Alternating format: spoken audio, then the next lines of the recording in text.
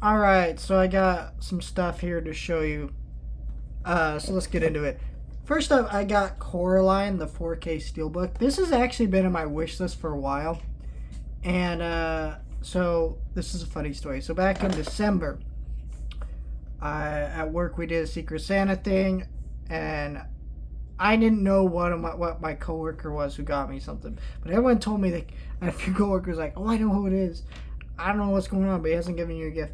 So he tells me, like after Christmas is over, he's like, hey, I ordered it. It's on the way. I got sick. I had to order it late. And now we're in like the end of February, and he finally gave it to me. I don't know where he ordered this from, but it like took forever to ship wherever. Even though I've seen this in Walmart, Amazon, I've been wanting this forever, and I almost bought it a couple times myself, but I kept waiting, because he kept saying, "Hey, it's coming, it's coming," and I was like, "All right," and I'm excited, and so finally I got it. Beautiful 4K steelbook. Look at the art on this thing.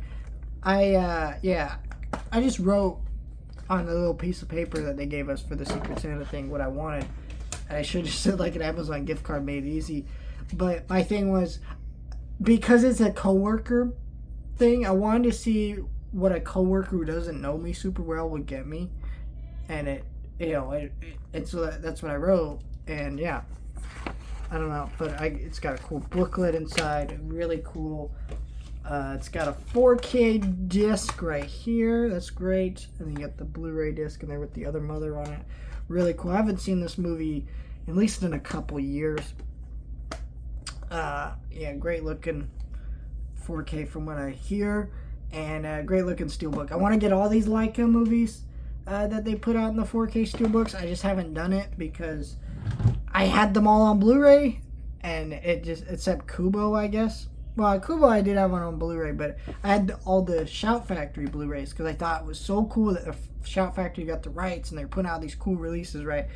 And then all of a sudden they're like, "Oh, now we're putting them on a 4K like a year later," and that just was not cool in my opinion. But so for me, I don't know. I didn't want to get them for a while because I already bought them, and now I was rebuying them, and I don't usually like to rebuy them, but look how gorgeous these steelbooks are. I mean, these are incredible. So, I don't know.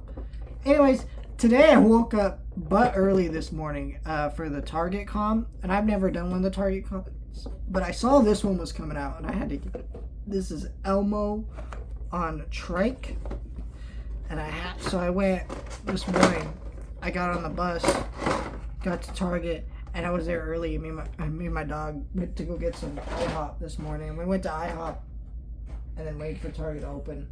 And they almost, for a minute, they couldn't find these, and then they found all the Target cons and brought them all out.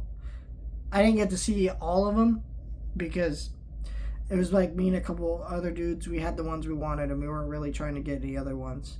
So, they hadn't even put them out, which is fine because I only wanted one of the pops. I was debating if I saw the Kong in store, the King Kong. I might have got that, but I probably wasn't just because I didn't really have the money. But I was like, hey, if I saw it, I might try and get it. I don't know, but I'm glad I didn't, because then I would have been tempted, and I should not have been tempted.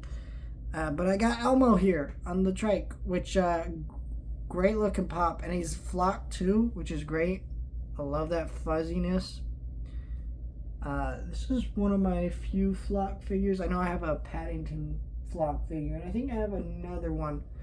But this is a great looking pop. He's all fuzzy. I love how this pop looks. So very much Elmo.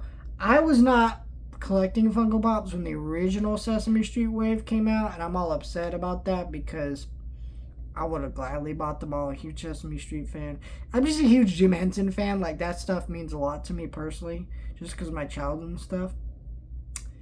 And I find him such an interesting person, and a very loving person. You can look up like a lot of the backstory around the Muppets. Like, they don't tell you that this was a show made back in the 70s that was very progressive in terms of what political messages it was teaching, in terms of what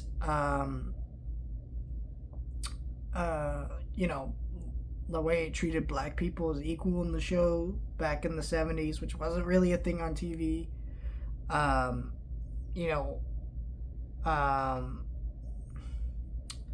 a lot of the cast of the actual puppeteers, a lot of them were gay, or in the LGBTQ community and things like that, and they were able to use their characters to kind of show off some of those ideas to younger viewers without you even realizing it.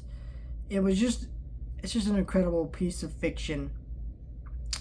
And he was just an incredible person, incredible puppeteer, a very inclusive person that ended up building all these very inclusive brands that continue to live on.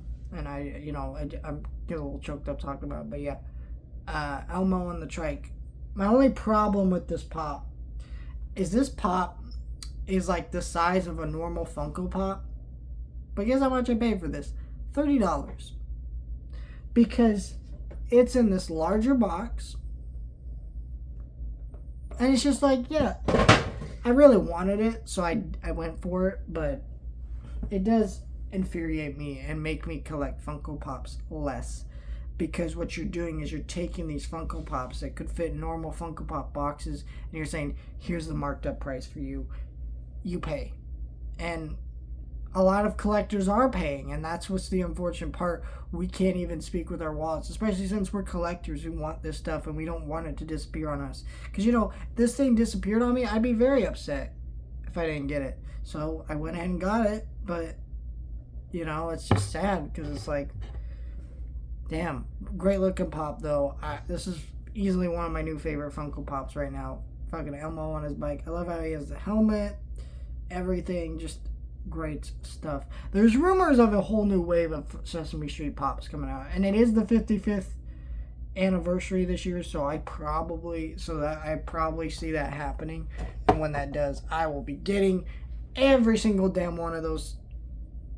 But incredible looking Funko Pop. Can't wait to see if they do more. Any Muppet Jim Henson brand for the most part, except maybe Labyrinth and Dark Crystal. I love all that stuff, but I don't know. I don't know why. I didn't grab any of those when they came out. The series didn't grab me enough to where I needed the Funko Pops. But the original line of ones from the first Dark Crystal, if I was collecting Pops at the time, I might have grabbed those. Same thing with the Labyrinth, but I didn't end up grabbing those at the time because I wasn't collecting Funko Pops. A lot of regrets about Funko Pops that came out before I was collecting, to be honest, but it's whatever. Alright, let me know your thoughts, like, share, and subscribe.